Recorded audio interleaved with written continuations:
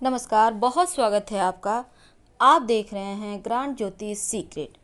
कन्या राशि वालों, जीवन में तकलीफें तो भर भर कर मिलती है, पर खुशियाँ मिलती क्यों नहीं? क्यों खुशियाँ ही हर समय रूठती है, तकलीफें क्यों नहीं रूठती भला? हर कोई चाहता है कि तकलीफ कहीं सो जाए और उस नींद से ही ना जगे और खुशियाँ भर भर कर आता रहे, हर कोई चाहता है। लेकिन इस लॉकडाउन में बहुत सारे कन्या राशि वालों की तकदीर तो जाग गए हैं, पर खुशियाँ बहुत सारे का नदारद भी है। अब ऐसे में परेशानी तो है। आखिर क्या वजह है कि जीवन में आपको तकलीफें ज़्यादा मिलती है? हर कन्या राशि वालों का सवाल यही है। आप तो कहते हैं राजयोग बन रहा है, पर राजयोग क्या, यहाँ तो खाने के लाले पड़े। अब आपका ये सवाल हमें विचलित करता है, हमारे मन को थोड़ा सा बेचैन कर देता है।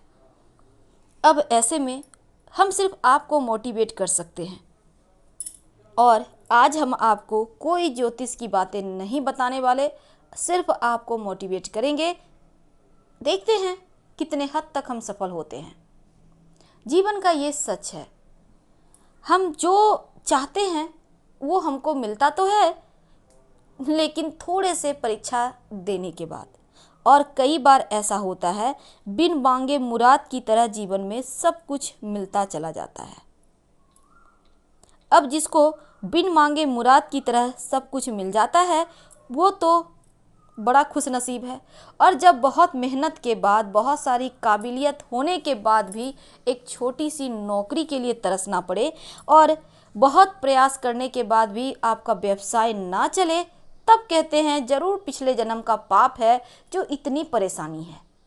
और सब कुछ जब दैव योग से होने लगे, तब आप ये भी कहते हैं कि जरूर पिछले जन्म में कुछ अच्छा किया होगा, जो इतने अच्छे जीवन साथी मिले, इतने अच्छे बच्चे मिले, इतने अच्छे माता पिता मिले, इतने अच्छे दोस्त मिले।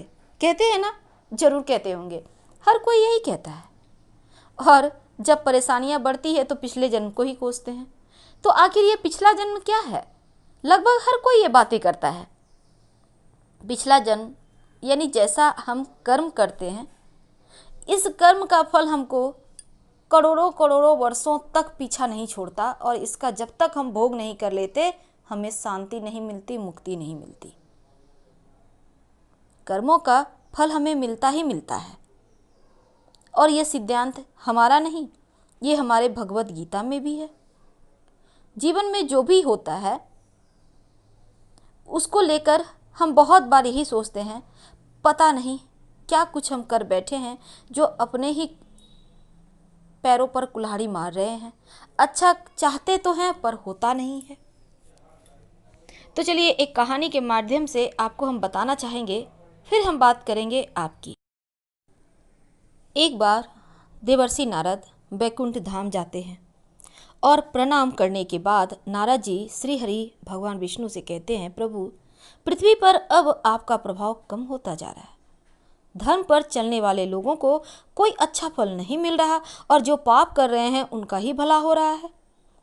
तब श्री हरि विष्णु कहते हैं, ऐसा नहीं है नारद मुनि। देवर्षि, जो भी हो रहा है सब नियति के माध्यम से ही हो रहा है। अब नारद जी कहते हैं, मैं तो देख कर आ रहा हूँ, पापियों को बड़ा अच्छा फल मिल रहा है, और भला करने वालों को, धर्म के रास्ते पर चलने वाले को बुरा फल मिल रहा है।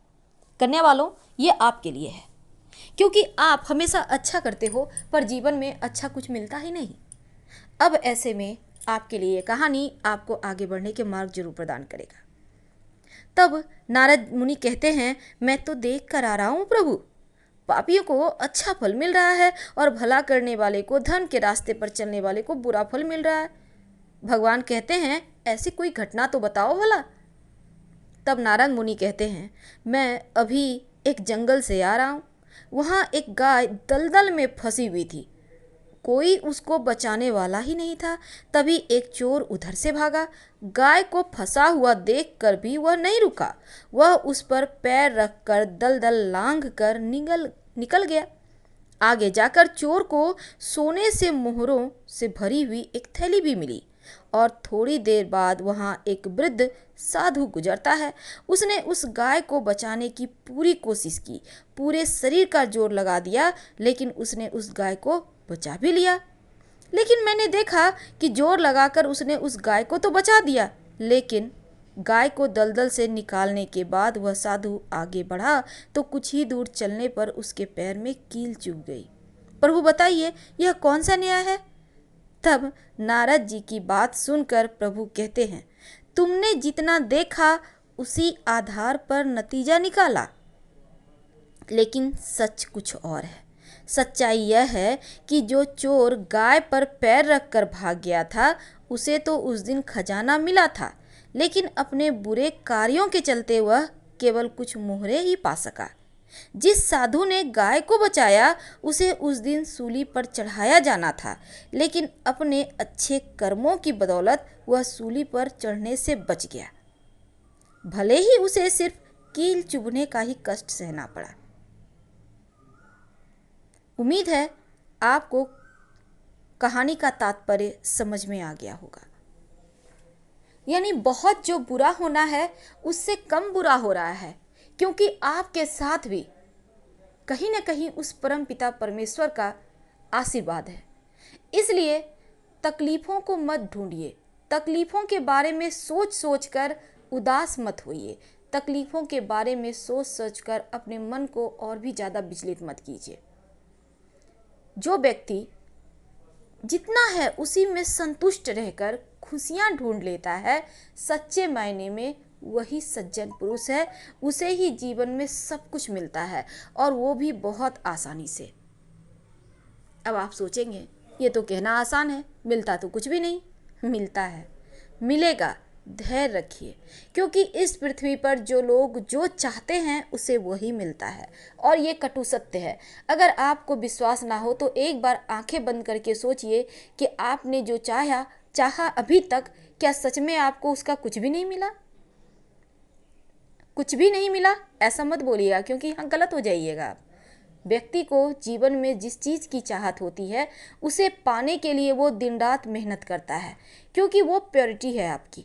आप चाहते हैं उसे पाना है तो बस पाना है, फिर वो मिल जाती है। इसीलिए प्रयास कीजिए, सकारात्मक सोच के साथ आगे बढ़िए, क्योंकि एक बहुत ही बेहतर कल आपका इंतज़ार कर रहा है। अब आप सोचेंगे जीवन में बहुत तकलीफ़ें हैं, खाने पीने को नहीं है, लॉकडाउन में सब कुछ बंद है, क्या करें क्या नहीं करें? कन्या वाले तो बड़े बुद्धिमान होते हैं। अभी तक जितना भी हमने ज्योतिष पढ़ा है, आपसे बातें की हैं, मेरे ख्याल से सबसे ज़्यादा बुद्धिमान कोई राशि है तो वो कन्या राशि है, क्योंकि यहाँ पर ज़्यादा मन इनका स्थिर भी होता है और ज़्यादा सोच भी सकते हैं, और कठिन से कठिन कार्य को भी अपने ऊपर लेकर आगे बढ़ा देते हैं। बहुत चतुर होते हैं, बहुत ही ज़्यादा चालाक होते हैं, और दुनिया में ऐसा कोई भी काम नहीं है जो आप नहीं कर सकते। अब ऐसे में सोचेंगे हम क्या करें? कन्या वाले बुद्ध की राशि है, तो बुद्धिमान तो वैसे भी होते हैं, और बुद्ध का मतलब होता है वाणी। अब ऐसे में आपको अपनी किस्मत को आजमाना चाहिए। आप बहुत अच्छा डांस करते होंगे, आप बहुत अच्छा गाना गाते होंगे, आप सिलाई कढ़ाई करते होंगे, आप बहुत अच्छे से कॉमेडी करते होंगे, नए नए थॉट बनाते होंगे, कविताएं लिखते होंगे, कहानियाँ लिखते होंगे, कुछ तो करते ही होंगे। अब बैठे बैठे सारा दिन तो टेलीविज़न कोई नहीं देखता, क्योंकि अभी इस लॉकडाउन में पूरे परिवार के साथ इकट्ठा होकर जब कुछ मस्ती करते हो तो उसका भी पॉजिटिव प्रभाव मिलता है। खुश रहिए, मस्त रहिए, जीवन में जो ढूंढेंगे वही मिलेगा, ये हमारा वादा है। एक बार सिर्फ आगे बढ़िए और फिर देखिए, कहीं आप कुछ मौके चूक तो नहीं रहे, कहीं आपके हाथों से कुछ छूट तो नहीं रहा। ये भी ध्यान रखने योग्य बातें होंगी, क्योंकि बहुत बार आप जाने अनजाने रास्ते तक में बहुत बार होता है आपके साथ, आपने 90% तक चीज़ों को बेहतर कर लिया, लेकिन 10% और मेहनत ना करके उस रास्ते को छोड़कर और दूसरा रास्ता आपने पकड़ लिया। ये क्या है? यही तो है, आप बड़े बड़े मौके इसीलिए चूक जाते हो।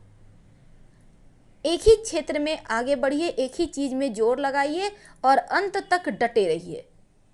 ये हैं कन्या वाले, और कन्या वाले दिलों पर नहीं दिमाग पर भी राज करना जानते हैं। आप कन्या वाले हैं। जीवन में सब कुछ आपको मिलता है। आप अपनी बुद्धिमानी से सब कुछ प्राप्त कर सकते हो। कहानी के माध्यम से हमने आपको बताया कि चोर को तो सिर्फ 2-4 ही सोने के मोहरे मिले, लेकिन साधु का तो प्राण ही बच गया। तो यहाँ पर ये चीज़ें बेहतर है। अब बहुत सारा आप पैसे कमाकर चोरी के अपराध में जेल जाने से अच्छा है कि धीरे धीरे आगे बढ़िए, अच्छे कर्म कीजिए, खुशियाँ ढूंढिए, खुशियाँ मिलेगी। आपको जिस चीज़ की चाहत है वही मिलेगी। एक बार आंखें बंद कर सोचिएगा जरूर हम आपसे क्या कहना चाहते हैं। फिलहाल आपसे विदा लेंगे। पसंद आए तो लाइक कर सब्सक्राइब करें। हर हर महादेव। धन्यवाद।